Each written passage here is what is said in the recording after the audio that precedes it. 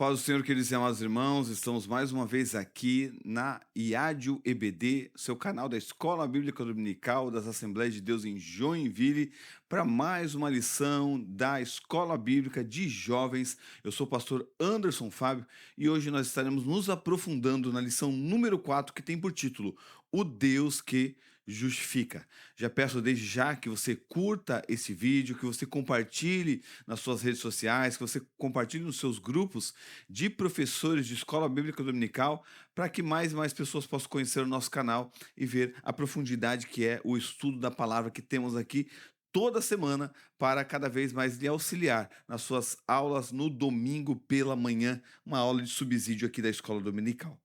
Vamos iniciar então a nossa lição, que hoje, como vai falar, nós estamos aprendendo aqui na lição de jovens sobre a questão da salvação e hoje é sobre a justificação. E o nosso texto principal diz: sendo, pois, justificados pela fé, temos paz com Deus por nosso Senhor Jesus Cristo, conforme Romanos capítulo 5, versículo 1. O resumo da nossa lição diz assim: o jovem cristão que entende a realidade da justificação pela fé vive com ousadia, gratidão e santidade, sabendo que foi perdoado, regenerado e capacitado para vencer em Cristo. Para início aqui da nossa introdução, a introdução vai mencionar um pouco dessa questão da relação sobre a justificação, mas a justificação é justamente aquilo que Deus faz por nós e não aquilo que nós fazemos. É aquilo que Deus fez por nós por intermédio de Cristo. Você pode perguntar para os seus alunos: se você fosse analisar toda a sua vida, todo o histórico da sua vida, e fosse colocar diante do justo juiz Deus, nós seríamos justificados ou nós seríamos condenados baseado no nosso histórico, somente naquilo que nós fazemos? Se você pode se aprofundar ainda mais nisso e perguntar: se alguém já mentiu alguma vez? Alguns vão responder que sim, que já mentiram. Se alguém já pegou alguma coisa que não é sua, ou pegou emprestado e não devolveu, que isso é roubo, a pessoa vai responder que sim. Se alguém já olhou para o sexo oposto com segundas intenções, vão responder que sim. Se Deus fosse nos julgar somente por essas questões, você pode acrescentar algumas coisas a mais também. Nos julgar por essas questões, nós seríamos absolvidos ou nós seríamos condenados? É claro que Deus, sendo um justo juiz, nos condenaria, porque um juiz que sabe que a pessoa é culpada e ela absolve essa pessoa e coloca ela como inocente somente por ou qualquer outro motivo, esse juiz não é um juiz perfeito, esse juiz é um juiz falho. Então, o justo juiz tem que nos julgar condenado. A questão é que uma pessoa assumiu o lugar daquela pessoa que deveria receber toda a condenação. Jesus assumiu o lugar de toda a condenação e, mediante a fé que nós temos nele, nós nos tornamos justos, justificado. A questão é que Jesus trocou o seu histórico conosco. E a justificação, ela não é baseada somente em perdão de pecados. A justificação é baseado naquilo que nós agora, Jesus assumiu o nosso histórico e assumiu todos os nossos pecados e a nossa vida, e agora a vida de Cristo é colocada, imputada a nós, e quando Deus olha para nós, ele não vê somente nós, mas vê a justiça de Cristo em nós. O débito que estava ali foi pago por outro. Se fosse analisar de um criminoso que está no banco dos réus, está para ser condenado, e o juiz diz: você pode sair, você é inocente, porque outra pessoa assumiu o seu lugar, que vai pagar tudo aquilo que você deve. E agora, todo aquele histórico da pessoa, que era um histórico de crimes, de maldade, de pecado, foi limpo, foi purificado, foi eliminado, e a pessoa agora, ela é vista agora como completamente inocente. O perdão de pecados, ele remove a culpa, mas a justificação, ela confere o estado de retidão, o estado de inocência para a pessoa. Deus não apenas esquece os nossos pecados, ele nos dá o crédito da vida de Cristo em nós, e isso é justificação. A justificação, ela é deveras importante, é muito importante, porque ela foi a base da Reforma Protestante. Um dos maiores personagens históricos da Reforma Protestante é Martinho Lutero. E Martinho Lutero dizia num artigo que A questão da justificação é a qual a igreja se sustenta ou ela cai. Se ela não tiver fundamentada na justificação pela fé, ela cai, ela não se sustenta, porque a justificação pela fé, ela é a base daquilo que nós temos como salvação. E ele diz no seu artigo, o primeiro e principal artigo é este: Jesus Cristo, nosso Deus e Senhor, morreu por nossos pecados e ressuscitou para a nossa justificação. Portanto, é claro e certo que somente esta fé nos justifica. Nada deste artigo pode ser cedido ou abandonado, ainda que o céu e a terra caiam. Quer dizer, se o céu e a terra caírem, nós não podemos ceder nem 1 milímetro em relação à justificação pela fé. E o autor pentecostal, o teólogo pentecostal Meir Perman, ele vai dizer da seguinte maneira, não é exatamente suas palavras, mas da seguinte maneira, para que você venha entender num resumo aqui. A justificação é mais do que perdão de pecados, é uma declaração divina de que o pecador crente é agora justo. O perdão remove a culpa do pecado, a justificação confere o status de retidão. No perdão, o réu é liberado da prisão, na justificação, ele é convidado ao banquete do rei. Então é isso que nós vamos ver hoje sobre a justificação pela fé e vamos iniciar já o nosso primeiro tópico, que é o que é justificação pela fé. O nosso primeiro subtópico vai dizer conceito. Qual que é o conceito dessa questão sobre a justificação pela fé? E o texto base vai dizer que a justificação é a mudança de condição do pecador, de culpados que Deus nos declara inocente, como nós já iniciamos. Mas no grego, essa palavra justificar, ela tem o termo está relacionado com a questão do tribunal, que é uma declaração de justiça, é declarar que o réu é justo, que o réu é inocente, não é tornar justo. Não é a pessoa agora que ela é justificada pela fé, ela é uma pessoa justa no sentido de que ela não pratica maldade, que ela não pratica o pecado. Não é esse o sentido de nós sermos justos agora.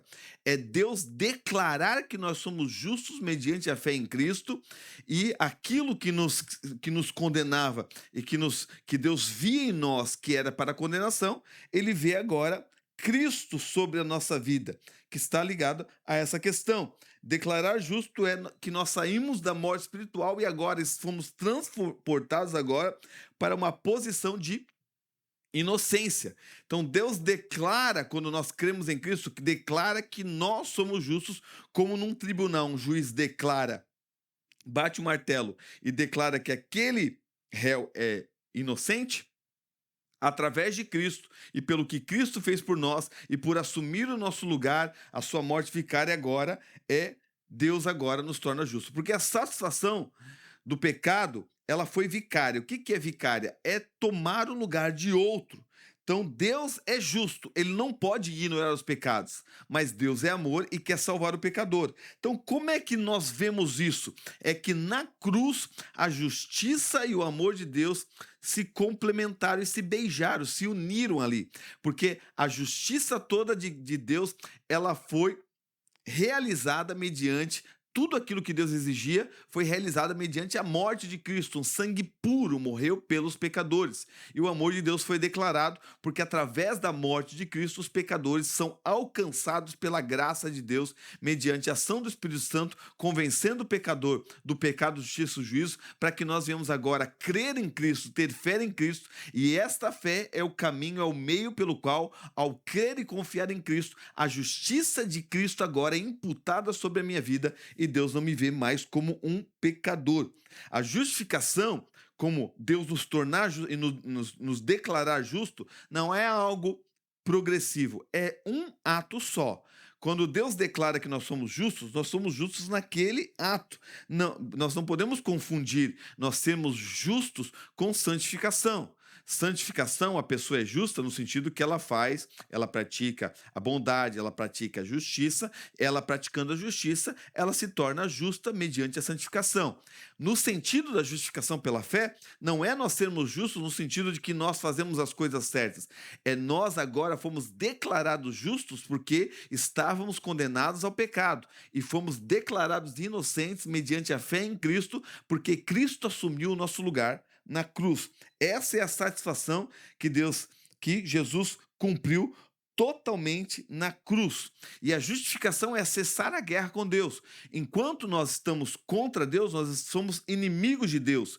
E o texto até que é o texto que nós utilizamos aqui de Romanos 5:1, que nós fomos justificados pela fé e temos paz com Deus, ou seja, acabou essa guerra porque agora nós não estamos debaixo da ira de Deus, nós não estamos debaixo da maldição da lei, nós não estamos debaixo de viver pelas nossas próprias forças, nós estamos debaixo do sangue de Cristo. E quando Deus olha para nós, ele olha o sangue de Cristo sobre a nossa vida e vê a vida de Cristo em nós, e nós somos justos diante de Deus. Isso é a justificação. E nós vamos ver no decorrer dessa lição, um pouco mais aprofundado, a questão da imputação, ou seja, a justiça de Cristo foi imputada em nós. Imputada é colocar na nossa conta. A palavra imputação nós vamos dizer que colocar na conta. Então, isso foi na questão quando Deus declara que nós somos justos, é porque a justiça de Cristo agora foi imputada sobre a nossa vida, e quando Deus olha para nós agora, ele não olha a nossa vida de pecador, ele olha a justiça de Cristo em nós, e por isso que nós podemos nos aproximar dele e ter um relacionamento com ele, porque essa justificação ela é relacional, e isso nós vamos ver um pouco mais para frente. Vamos para o nosso segundo subtópico, que diz o ato da justificação. E o texto base vai dizer que a justificação é uma obra invisível, que na regeneração a nossa vida interior é restaurada, mas na justificação a nossa posição diante de Deus ela é alterada. Porque quando nós estamos fora de Cristo, nós estamos vivendo no reino das trevas, nós estamos debaixo da ira de Deus, e nós somos transportados agora do reino das trevas para o reino do Filho do seu amor, ou seja, nós estamos numa nova posição diante de Deus agora, não estamos mais debaixo da condenação, porque a justificação tira essa posição de condenação e nos coloca numa posição de relacionamento, de comunhão com Deus, porque a justificação é uma mudança relacional, uma mudança de relacionamento agora para com Deus. Nós éramos inimigos, agora somos amigos de Deus. Estamos em guerra contra Deus, agora estamos em paz com Deus. E é uma modificação legal, porque não estamos mais debaixo da lei, fomos declarados inocentes e legalmente agora somos inocentes através do que Cristo fez por nós. E é nesse momento que entra a questão da imputação, que nós vamos ver mais para frente também essa palavra relacionada ao que próprio aconteceu com Abraão. Então essa questão da imputação é justamente a questão da justiça de Deus ser creditada agora na nossa vida. A questão de imputar é como se fosse um cartão de crédito espiritual. Você está lá com o cartão de crédito, seu cartão de crédito está estourado, você está lá no vermelho com dívidas impagáveis, não tem como você pagar essa dívida, e de repente agora a posição do seu cartão de crédito ela é alterada. Todas as dívidas são pagas e você agora não tem dívida nenhuma, e ainda mais é creditado algo que tem um limite que não tem fim agora. É imputado sobre nós um limite que não tem fim, que é justamente a justiça de Cristo. Então, assim, aquilo que estávamos devendo de maneira impagável, a cruz pagou essa questão do pecado, pagou as minhas dívidas na cruz dentro do meu cartão de crédito espiritual, mas além disso, a justificação não é somente a questão de pagar as dívidas, isso é perdão. A justificação é imputar, é acreditar algo na nossa conta.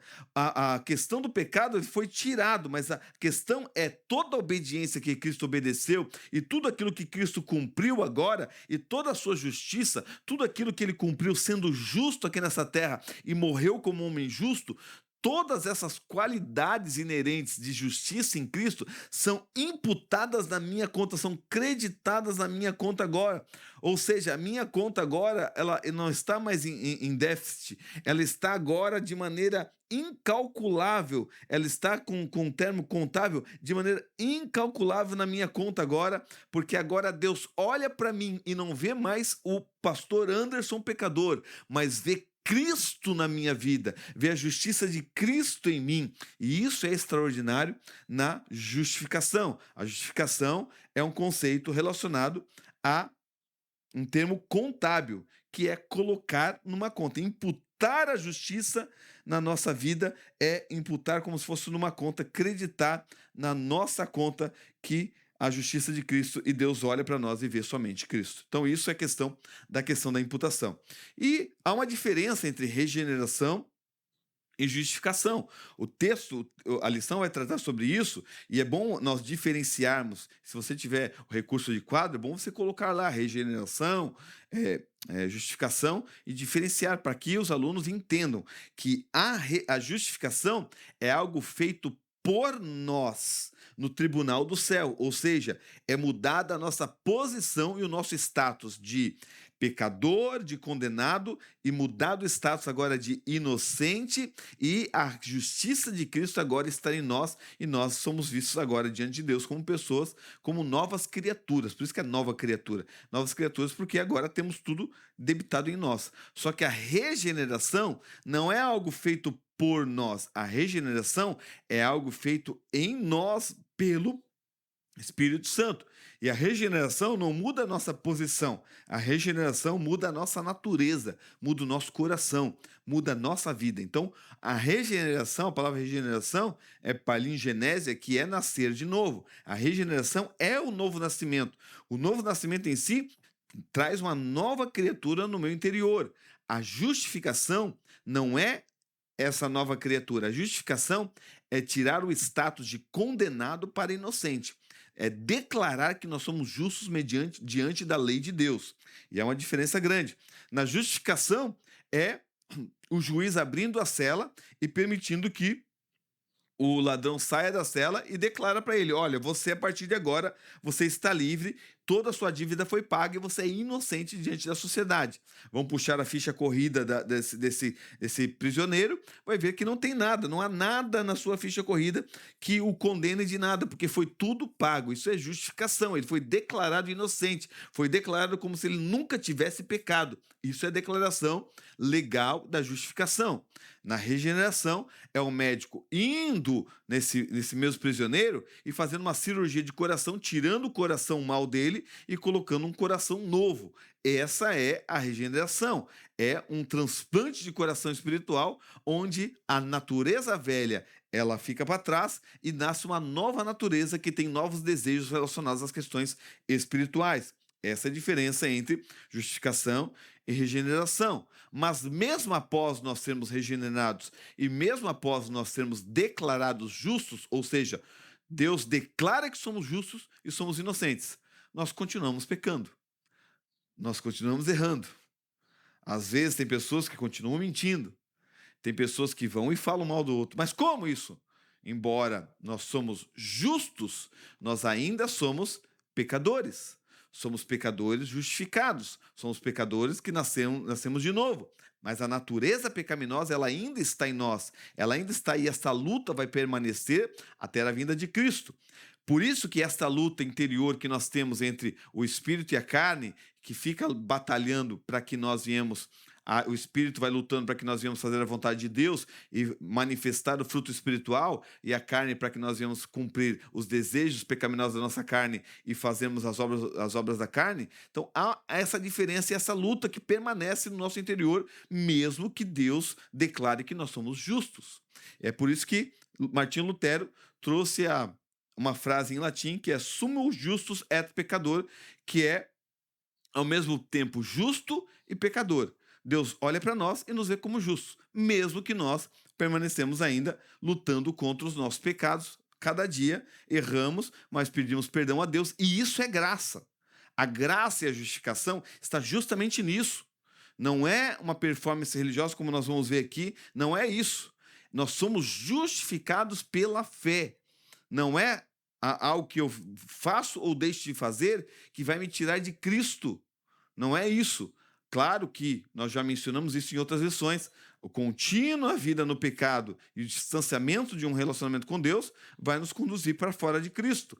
Mas isso não acontece de um dia para o outro, não é como tirar a roupa e vestir a roupa, tira o casaco, põe o casaco, tira o casaco, põe o casaco. Não é dessa forma, não é assim que funciona.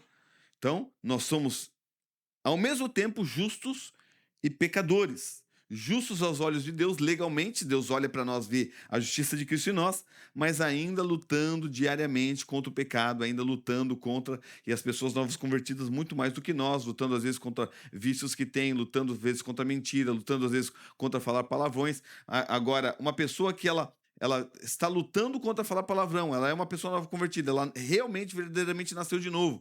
Ela está em uma vida de oração, de busca a Deus, constantemente na igreja, mas ainda fala um palavrão ou outro, ela está lutando, está sendo transformada em relação a isso. Agora, ela não vai ser salva porque ela falou palavrão, coisa e tal. Isso é se você tem esse tipo de pensamento, você tem um pensamento legalista e um pensamento fora da graça, que não é pensamento das Escrituras. Nós não somos salvos por sermos perfeitos, nós somos salvos pelo que Cristo fez por nós na cruz do Calvário. Essa é a realidade da graça, essa é a realidade da salvação, e nós não podemos ter um pensamento legalista, achar que a nossa santificação é o que nos salva. A nossa santificação é produto da salvação, não é o que faz nós sermos salvos, e nós vamos ver isso um pouco mais para frente também.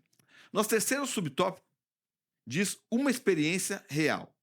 E aqui vai falar que a justificação, ela traz uma identidade completa na vida do jovem, porque quando nós entendemos a justificação, nós podemos focar na identidade psicológica e espiritual, em vários sentidos.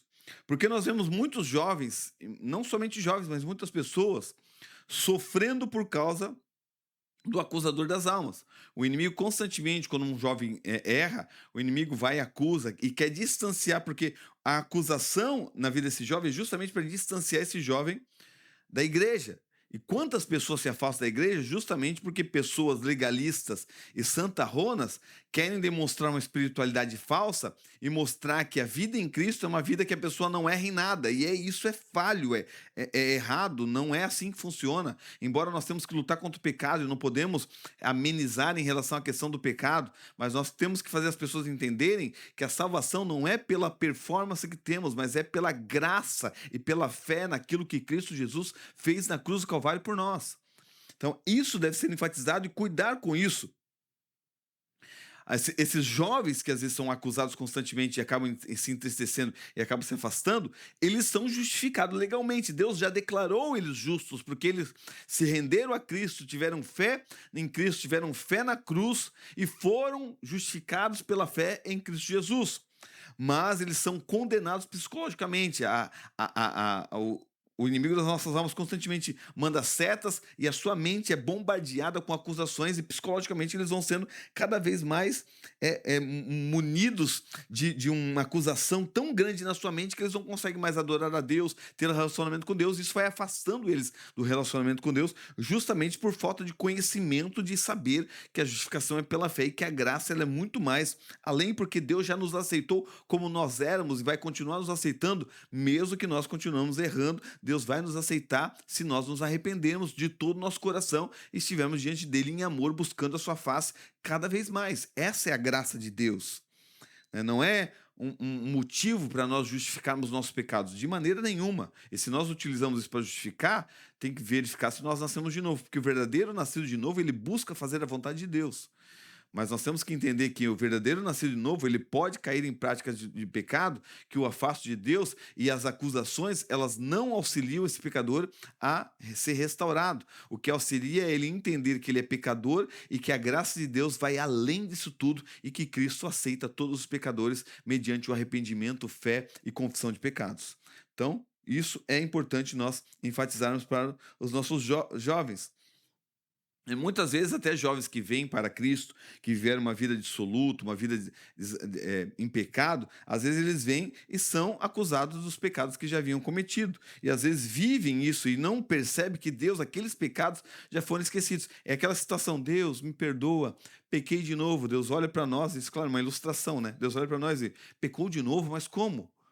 Não, eu pequei de novo. Não, aquilo que você fez eu já paguei aqui, não tem mais nada aqui. Vai pegar o papelzinho, não está registrado nada, porque os nossos pecados, quando são perdoados e a justificação, apaga todas as acusações que nós tivemos. Não tem aquilo que é passado. Aquilo que é passado, o sangue de Cristo nos purificou, limpou o nosso passado. E isso é importante nós enfatizarmos. A justificação, ela faz isso, ela coloca isso, ela é o remédio para a mente espiritual, uma mente saudável, ela crê na justificação e sabe que Cristo perdoa. Se o juiz do universo nos declarou inocentes, quem somos nós para nos declarar culpados?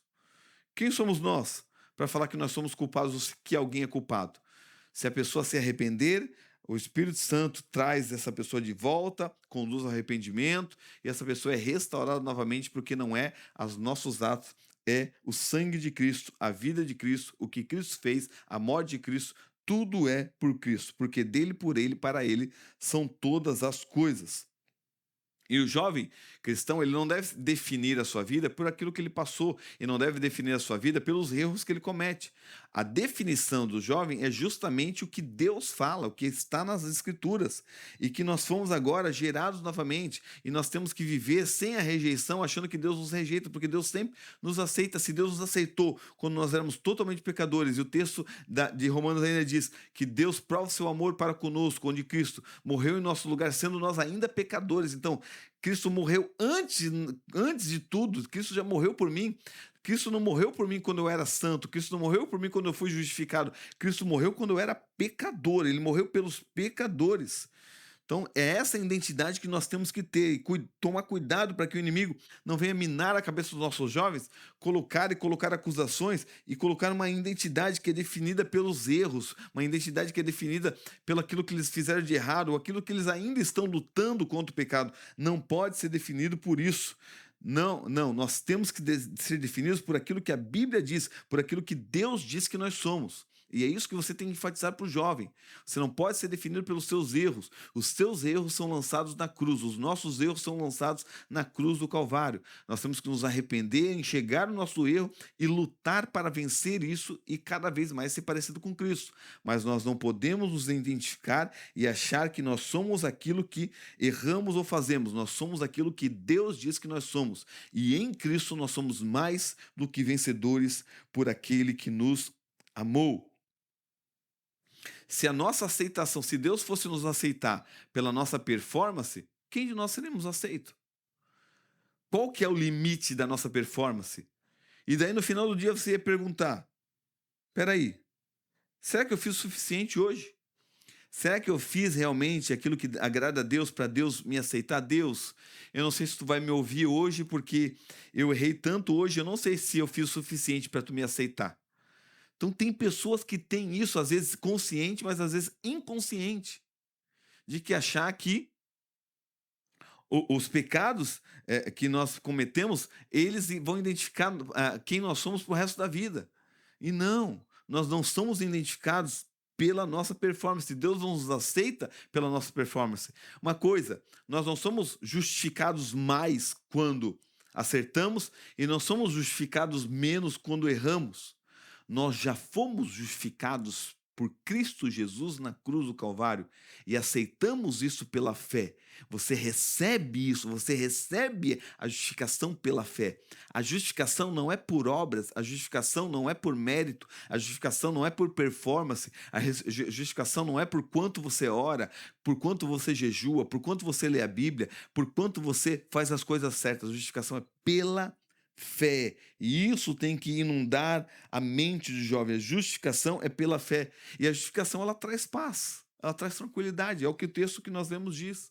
Ela traz paz. Paz, ali que é o termo eirene no grego, não é somente ausência de guerra, mas é harmonia e segurança. A justificação traz harmonia com Deus, traz segurança em Cristo Jesus.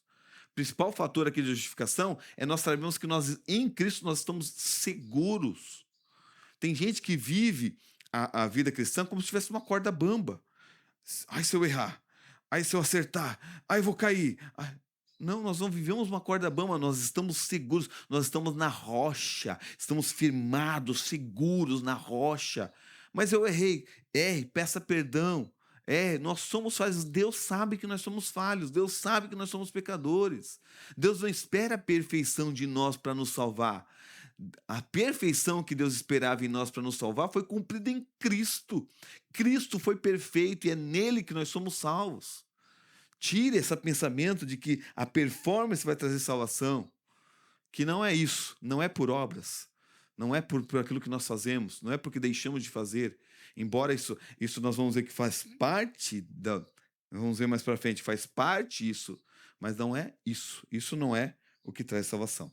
Você pode fazer na aula um slide aí no quadro, se você puder, do registro do pecador e do registro de Cristo. Pecador mentiroso, Cristo, a verdade. E assim vai indo. Você vai mostrando, o pecador vai e mostra o que Cristo foi. E daí você vai mostrando que aquilo que o pecador tinha foi para Cristo e ficou na cruz. E aquilo que Cristo tem foi para o pecador. A verdade, Deus vê a verdade em nós, Deus vê a justiça em nós, Deus vê Cristo em nós, e isso que nós somos aceitos por Deus porque Cristo está em nós, porque a justiça de Cristo está em nós. Bem, vamos para o nosso segundo tópico, que é o Deus justificou Abraão. Nosso primeiro subtópico é o exemplo do pai da fé.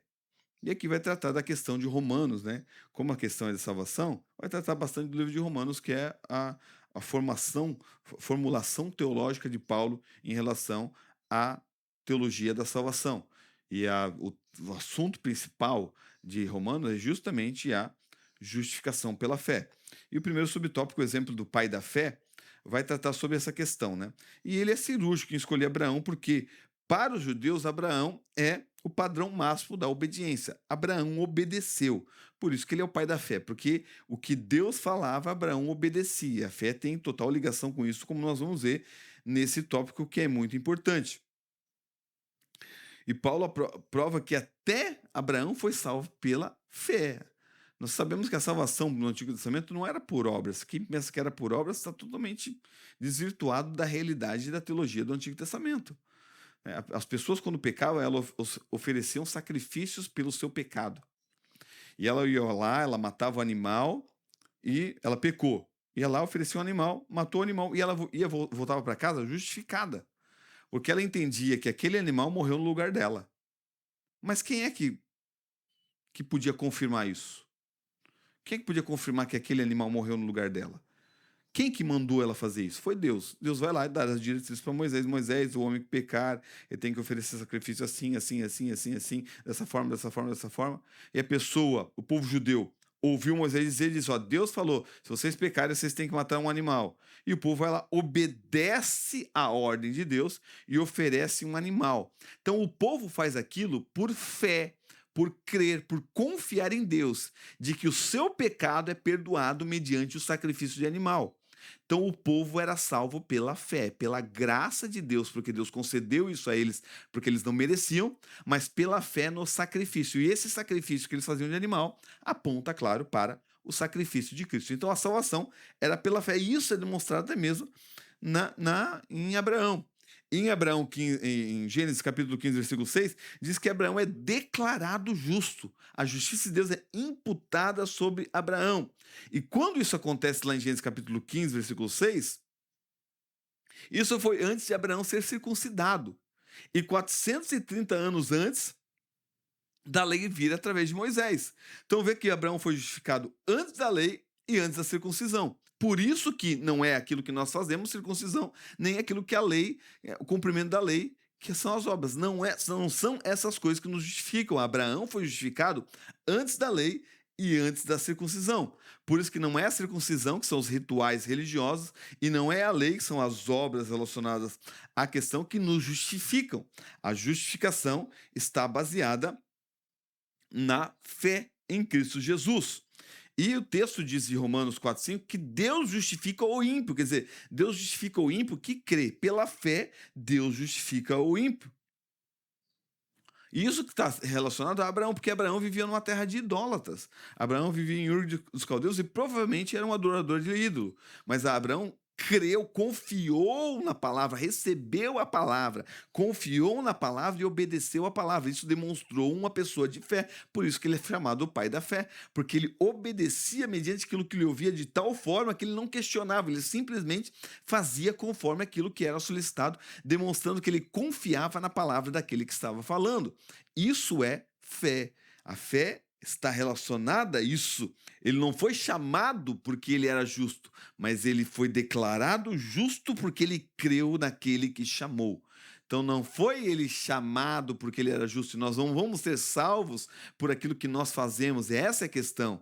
Mas ele foi declarado justo pela fé, e nós somos declarados justos pela fé em Cristo Jesus, e somos salvos por isso, mediante a fé em Cristo Jesus, que é justamente a justiça imputada que nós já viemos falando.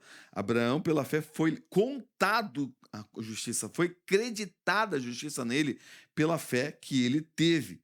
Deus olhou para a fé e depositou valor, creditou justiça nele, creditou na sua conta espiritual e ele foi declarado justo por isso, pela fé que ele teve. Segundo subtópico, o lugar da fé. Tá, e a fé entra onde nisso? A fé nós temos que entender que não é pagamento, né? Não é um pagamento pela salvação. A fé é o meio, a fé é o como nós recebemos, é o meio pelo qual nós recebemos a graça, recebemos tudo aquilo que foi feito. E a fé é, como boa parte dos teólogos diz, é a mão que se estende para receber. Imagina um mendigo que vai receber uma nota de R$ 100, ele estende a mão para receber a nota de R$ 100. O fato dele estender a mão não tem mérito nenhum. O mérito está naquele que doa, naquele que está doando aquele bem.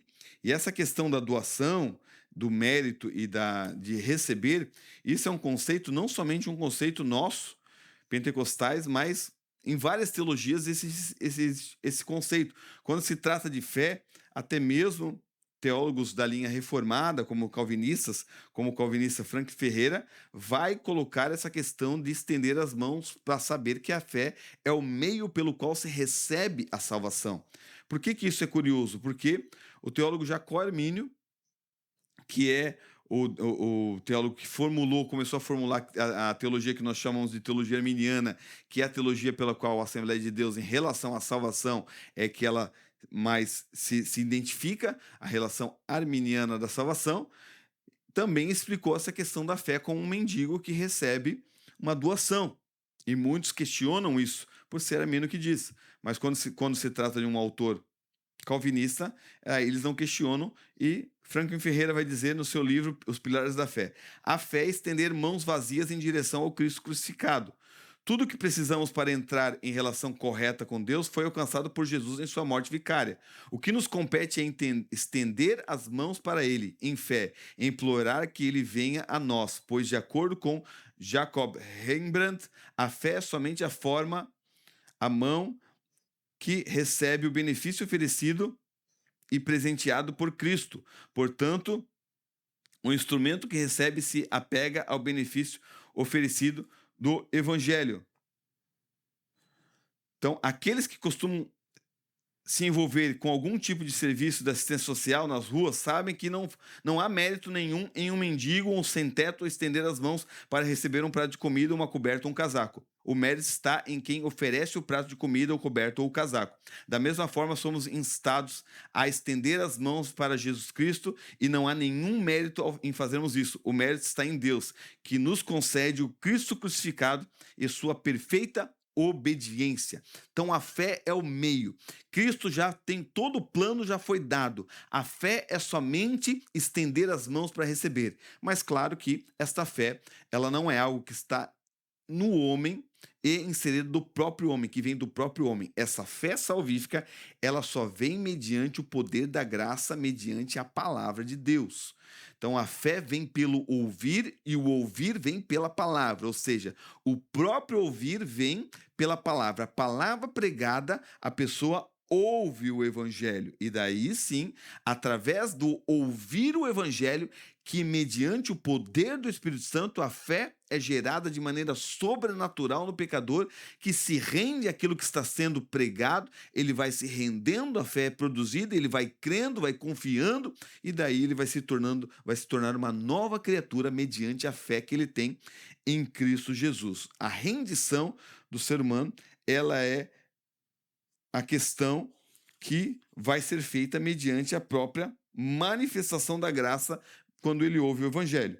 Lutero vai dizer da mesma forma, Lutero diz assim: pois a fé se apropria de Cristo, tendo o presente incrustado com um anel que incrusta a joia. E aquele que for encontrado com tal fé, que se apossou de Cristo no coração, a esse Deus considera justo. Então, a pessoa, pela fé, ela se apossa da salvação.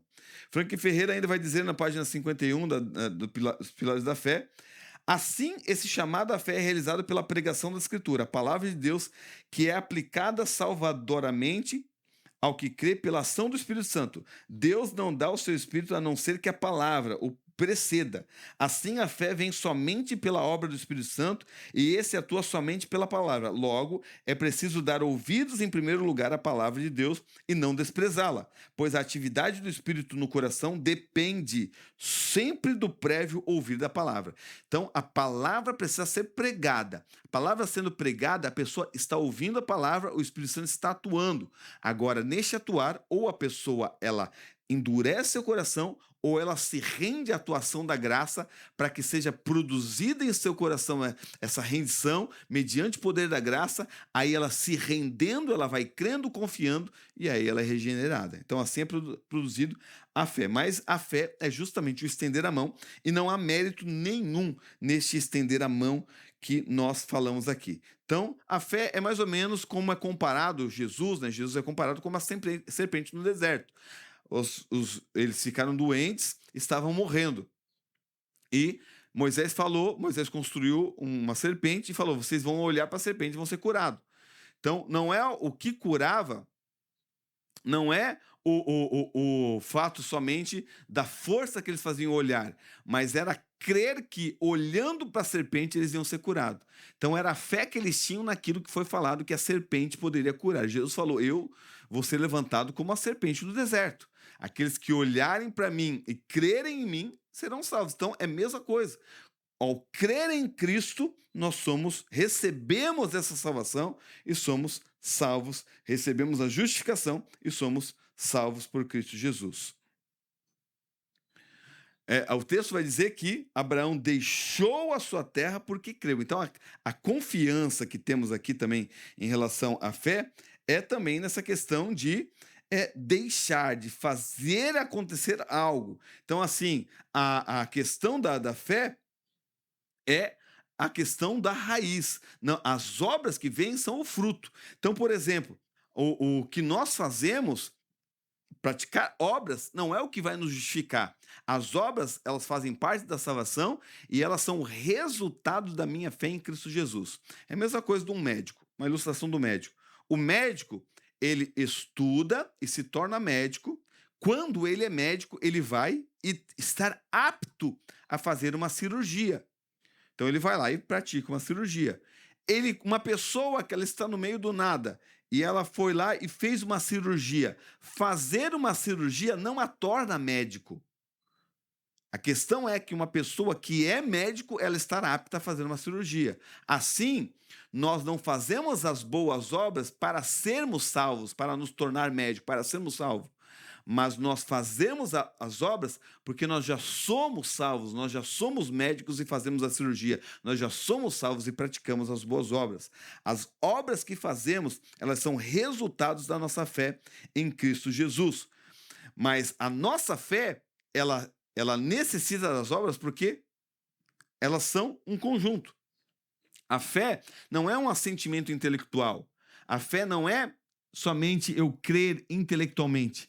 A fé, ela é uma fé que tem que produzir alguma coisa. Por isso que Abraão creu e foi. Se ele cresce e não tivesse ido, é porque isso demonstrar que ele não tinha crido. Se ele creu, ele foi. É a mesma coisa do filho pródigo. Ele ele começou a pensar, se arrepender, caiu em si e falou: voltarei para o meu pai e direi: pai, trata-me como um dos teus filhos e como um dos teus empregados. E o texto diz: e ele se levantou e foi. Quer dizer, a fé dele não foi somente eu vou fazer, mas a fé dele foi eu vou fazer, e foi e fez.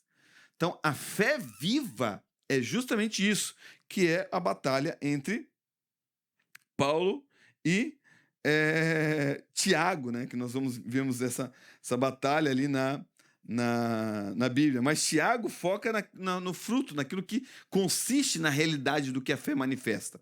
É a mesma coisa que, mais uma ilustração para você falar para os seus alunos. Está entre dois prédios, uma pessoa passando na corda bamba. Ela passa uma vez, todo mundo bate palma. Aê!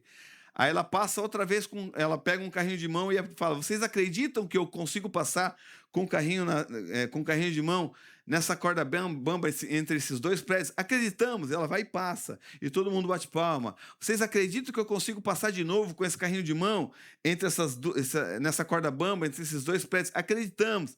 Ela passa de novo, todo mundo bate palma. E a pergunta de novo: vocês acreditam que eu consigo passar mais uma vez com esse carrinho de mão nessa corda bamba? Acreditamos. Aí ele pergunta: quem vai subir no carrinho de mão então? Aí todo mundo: não, eu não vou. A fé bíblica é subir no carrinho de mão. A fé bíblica não é somente acreditarmos que possa ser realizado, acreditarmos intelectualmente. A fé bíblica é você viver por aquilo que você crê. É a mesma coisa que, para ficar bem claro para os jovens, de um torcedor de um time de futebol. Não importa se o time perde, se o time ganha, se está chovendo, ele está com a camisa do time, ele está lá torcendo para o time perdeu, ele vai lá, torce de novo, ele veste a camisa do time. Ter a fé bíblica é vestir a camisa do Evangelho, é vestir a camisa de Cristo, é você viver por aquilo que você crê. Se você tem uma fé bíblica, isso vai modificar as suas atitudes, porque aquilo que você crê modifica aquilo que você faz.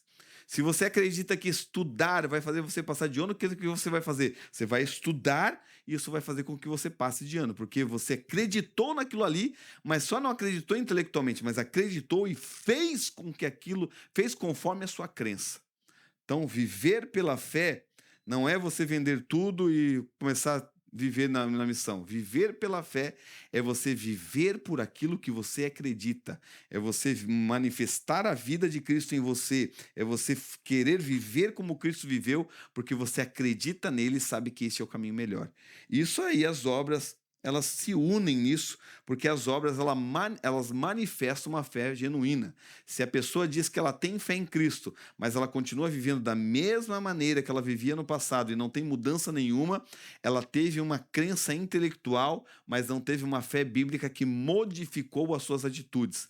A fé bíblica e a fé salvífica genuína, ela muda a nossa vida, ela muda todo o nosso ser, ela muda o nosso caminhar. Okay? Então, esse é o conceito dessa questão da fé.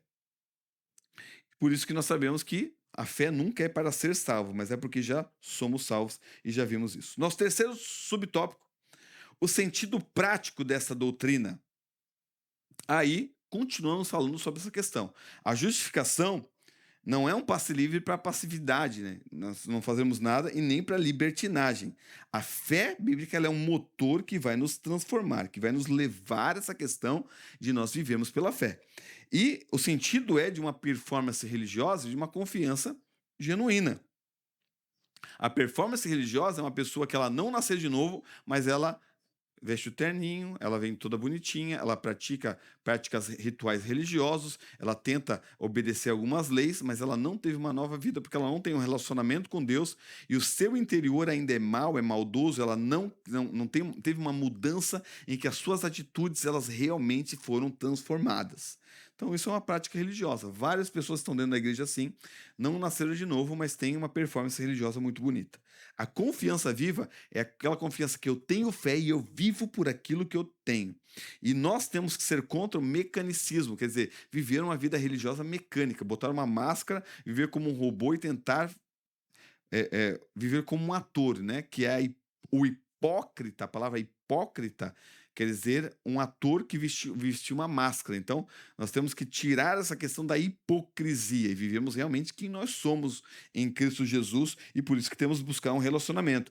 A justificação pela fé, ela nos restaura esse relacionamento para que nós não viemos viver mais debaixo da lei, mas viver pela graça em Cristo Jesus e viver um relacionamento com Deus que transforma a nossa vida. E essa deve ser a prática de uma doutrina correta. É uma confiança. Não é você cumprir um checklist. Vamos ver aqui. Não matei, não roubei, como eu sou uma pessoa boa. Não fiz. Não é isso. A justificação pela fé não é para fazer nós cumprirmos uma lista de mandamentos. É para nós termos um relacionamento com uma pessoa. E este relacionamento com essa pessoa vai transformar a nossa vida e o nosso caráter. O fruto espiritual, ele não é produzido de maneira mecânica e forçada. O fruto espiritual é o resultado de uma vida no Espírito. É o resultado do Espírito, é o fruto do Espírito, quer dizer, é o fruto que é produzido pelo Espírito e só vem produzido pelo Espírito numa vida que é cheia do Espírito, que busca um relacionamento e é cheia do Espírito Santo para poder produzir esse fruto. Uma vida carnal, uma vida sem busca, uma vida sem relacionamento, não tem produção do fruto espiritual porque não tem relacionamento. É o relacionamento que produz esse fruto. Então a justificação ela vem para restaurar essa confiança do relacionamento na pessoa em Cristo Jesus, porque Cristo nos aceita e nós somos justificados e temos total acesso à presença de Deus. Não é relacionamento com uma instituição, não é ir para a igreja. É importante estar na igreja, claro, é ali que você ouve a palavra, você ouve hinos, você tem um relacionamento com o corpo de Cristo, mas não é isso. Jesus não morreu para você fazer parte de uma igreja. Jesus morreu para você ter um relacionamento profundo com Ele, profundidade em Deus. É isso que nós temos que falar para os nossos jovens. É profundidade e relacionamento. Jesus não morreu para nós cumprirmos ritos, embora nós sabemos que os mandamentos são importantes, que não podemos matar, isso tudo nós sabemos são conceitos e princípios básicos, mas não é só para cumprir rito. Não é você, agora eu estou em Cristo, agora eu estou em Jesus, eu não posso fazer isso. Não é o que eu posso, eu não posso fazer. Tudo me é lícito, mas nem tudo convém. Tem coisas que não convêm para nós. Tem coisas que não convêm para o jovem cristão. E eu não faço, e eu deixo essas coisas que não convêm, não para cumprir ritos, mas pelo relacionamento que eu tenho. É a mesma coisa que a pessoa quando vai casar, a pessoa ela gosta de sair com os amigos, ela gosta de fazer isso, ela gosta, tem aquela vida individual. Quando ela casa, por amor ao relacionamento com aquela pessoa, ela deixa muitas coisas de lado para que ela venha agora ter esse relacionamento com aquela pessoa ali. Assim é em Cristo. Nós temos que deixar várias coisas de lado, até coisas que não são pecado, mas temos que deixar de lado pelo nosso relacionamento. Nós somos justificados para isso, para aprofundarmos esse relacionamento com Deus. A fé em Deus, ela não é parada, ela não é inerte, ela tem que produzir movimento, ela tem que produzir transformação. Não, nós não podemos justificar, nós somos justificados pela fé, agora eu posso continuar no pecado, eu posso viver numa vida. Não! Se nós utilizamos a graça para isso, nós não nascemos de novo e temos que pedir misericórdia para que Deus venha produzir a sua vida em nós, porque nós estamos no caminho errado. A fé que justifica ela é diferente. A fé que justifica, como diz os teólogos, ela é outro termo latino, é fides caritate formata, que é a fé formada pelo amor. Fides caritate formada. É a fé formada, operada pelo amor, conforme Gálatas 5:6, que diz: porque em Jesus Cristo nem a circuncisão, nem incircuncisão tem valor algum, mas a fé que opera pelo amor. A fé é uma fé que opera, não é uma fé morta, é uma fé inerte, não é uma fé inerte, é uma fé que se movimenta, é uma fé dinâmica, que está em constante produção, é uma fé que opera pelo amor.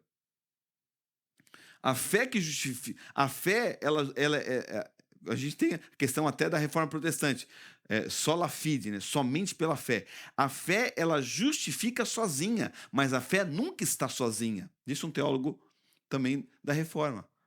A fé que justifica nunca vem sozinha. A fé que justifica, ela vem com produção de obras. É isso que nós temos que entender. Se nós ficamos somente nessa questão de uma religiosidade e queremos guardar mandamentos e viver dessa forma, isso aí nós estamos debaixo de maldição. A santidade não é para conquistar Deus. Isso é auto-engano. Nós nos enganando, achando que nós iremos conquistar Deus mediante cumprir ritos e guardar mandamentos. Isso está longe do cristianismo e do evangelho. A fé que justifica, ela nunca está sozinha. Ela vem acompanhada de uma mudança interior, de um apetite espiritual, de querer mais Deus, de querer viver em santidade, não somente para agradar e se aproximar de Deus, mas porque você ama Deus, porque você quer um relacionamento com Deus. Não é ser santo, vou ser santo porque daí Deus vai me aceitar, não. Nós só podemos ser santos porque nós já fomos aceitos por Deus. E a santidade, ela somente por graça, por amor a Deus, não para conquistar Deus. Tentar ser santo sem ser justificado é legalismo, como eu falei. pessoa quer ser santa, quer cumprir o mandamento, mas ela não foi justificada porque ela não crê naquilo que Cristo fez e ela não vive pela fé em Cristo Jesus. É somente uma pessoa religiosa. É você tentar tirar maçã de um poste. Você pega, gruda maçã num poste e vai tirando maçã e fala: ó, esse poste aqui é uma macieira, ó, tem maçã. É a pessoa que ela quer praticar a obra sem ter nascido de novo. É tentar tirar fruto de uma árvore morta. Se cola fruto lá e diz que a árvore está viva, mas ela está morta. A pessoa precisa ser justificada, precisa nascer de novo, para daí produzir o fruto e para daí manifestar a vida de Cristo. Deus primeiro muda a raiz, muda, e depois ele vai mudar o fruto. Nós fomos enxertados agora na oliveira verdadeira. E o nosso galinho que estaria morto agora está vivo por estar na oliveira verdadeira e só produzimos fruto porque estamos nela. E é tudo por ela, é tudo por Cristo. Não é por nós mesmos. Não é pelas nossas ações, não é pelo somente o nosso esforço, embora nós temos que a santificação ela deve ser acompanhada por decisões e ela é sinergista, que nós temos que estar junto, fazendo a obra e cumprindo aquilo ali, não é por esforço carnal e humano, é nesse sentido. É por motivação espiritual, é por estar em Cristo, é pelo Espírito Santo estar vivendo em nós. Nosso terceiro tópico, o livramento da culpa e das consequências eternas do pecado. Nosso primeiro subtópico diz: a justificação traz um grande livramento. E nós vemos já no início da nossa lição que é o livramento da condenação eterna. Romanos 8:1 diz que nenhuma condenação há. Não há mais condenação para aqueles que foram justificados. Não há mais condenação para nós que estamos em Cristo. Por isso que essa questão de, hoje estou salvo, não estou salvo, estou salvo, não, isso não existe. Não existe no Evangelho, não existe biblicamente, não existe. Ou nós somos salvos e nascemos de novo, ou não somos, e ponto final. Salvação não é vestir roupa. Hoje estou salvo, amanhã não estou salvo. Não funciona assim. Isso é pensamento legalista, pensamento que é fora do padrão bíblico. Então, não há mais condenação. Quando Cristo ele morreu e nós somos justificados, não foi uma suspensão condicional da nossa pena, foi uma anulação da nossa condenação. Nossa condenação foi anulada em Cristo Jesus. Nós estamos em Cristo, não há mais condenação para aqueles que estão em Cristo Jesus. Por isso que Paulo vai dizer: se Deus é por nós, quem será contra nós? Não há ninguém que nos condene se nós estamos em Cristo Jesus. Se nós estamos nele, nós estamos seguros, não há nada que possa nos condenar se estamos em Cristo. É essa a questão principal da segurança que nós temos em Cristo que a justificação traz, é a anulação total da nossa sentença. Aí vem vozes de acusação, familiares, sociais, internas, vem várias acusações. Não adianta nos acusarem, não tem quem nos acusar, Deus é por nós. E daí o texto ainda da lição vai falar sobre vícios, traumas, erros, que todos nós cometemos. Mas a justificação traz um novo começo. E a questão de nós agora sermos libertos é o escravo, quando ele era liberto, o dono dele não tinha mais direito de fazer com que ele voltasse. Então, o nosso dono não tem mais direito de pegar você de volta. Só se você que for agora, né, se afastar de Deus e se colocar debaixo novamente. Que nós sabemos que é possível a pessoa cair da graça, né? Viver numa vida de pecado, se afastar de Deus, se afastar de Cristo e sair de Cristo. Mas como eu falei, isso é um caminho que é percorrido, não é de um dia para o outro, não é, pequei, perdi a salvação. Não funciona assim, não é dessa forma. Né? E não existe teologia dentro da história da igreja, não existe nenhuma teologia séria que vai tratar a salvação desta forma. Não existe. Isso é questão de teologia popular e teologia de pessoas legalistas que querem trazer uma teologia do medo. Não faz, senão você vai... Não existe teologia do medo. Nós não temos que servir a Deus por medo de ir para o inferno. Nós temos que servir a Deus por amor e por gratidão àquilo que Cristo fez por nós. Ele sempre teve essa... não faz, cuidado, vai morrer, vai para o inferno. Então, tome cuidado com essa teologia, porque ela nos afasta da graça e nos afasta do evangelho. E isso, quando nós estamos aqui, não significa que o mundo mudou. Quem mudou fomos nós. Quando nós somos justificados, o mundo continua o mesmo. O acusador, ele quer nos levar de volta. Mas nós fomos transformados, nós fomos justificados. E por isso que nós chegamos daí no nosso segundo subtópico, que é livres da culpa. E isso é o fim do tribunal contra nós, o tribunal das emoções. As nossas emoções, sempre o inimigo vai lutar contra as nossas emoções para nos colocar num ciclo de autoacusação, para que nós venhamos nos distanciar de Deus, como nós já vimos já. A palavra culpa está ligada à dívida. Nós estamos devendo a Deus, e a culpa é isso, quando nós pecamos, vem o sentimento de culpa porque há uma dívida a ser paga. Mas em Cristo ela já foi paga por todos os nossos pecados de ontem, nossos pecados de hoje, nossos pecados de amanhã. Isso não é justificativo para nós pecarmos de maneira à vontade, não, porque a pessoa que ela está em Cristo e ela tem uma nova natureza, ela quer fazer o melhor para Deus por gratidão e amor a Deus. Em primeiro lugar, a pessoa que quer justificar os seus pecados é uma pessoa que, sinceramente, eu duvido que não tenha nascido de novo, porque o que nasceu de novo, ele não justifica pecados, ele se entristece e ele busca arrependimento. Então, essa dívida, ela foi paga. A justificação, ela coloca isso no nosso coração. A dívida foi paga. O pagamento foi feito por Cristo. As acusações vão vir, mas nós estamos livres da culpa. Quando nós ficamos nos acusando, porque a principal questão não é se nós fomos perdoados ou não. Deus nos perdoou em Cristo e nós estamos perdoados em Cristo. A questão é da nossa autoacusação. A questão do perdão é nós próprios nos perdoar dos nossos pecados. E isso que tem que ser trabalhado no jovem. Porque você tem que entender que quando você não se perdoa, você está dizendo que aquele que pagou a dívida foi por nada. Quem pagou a dívida? Foi Cristo. Então, se Cristo pagou a dívida e Cristo nos perdoou, quem somos nós para não nos perdoar? E isso não é, como a gente já falou, não é liberdade para que nós venhamos viver em libertinagem e pecar de maneira nenhuma. Nada disso. Mas para que nós venhamos viver em comunhão com Deus. A justificação, ela tira esse peso das nossas costas, e a vida pela graça tira isso, dessa questão desse peso. Sabemos que somos culpados, mas sabemos que em Cristo nós somos justificados pela fé e podemos continuar correndo a carreira cristã, que o mesmo Deus que nos aceitou como nós éramos em pecado, nos aceita quando nós erramos na caminhada cristã também. E esse é o momento de você, professor, conversar com seus alunos.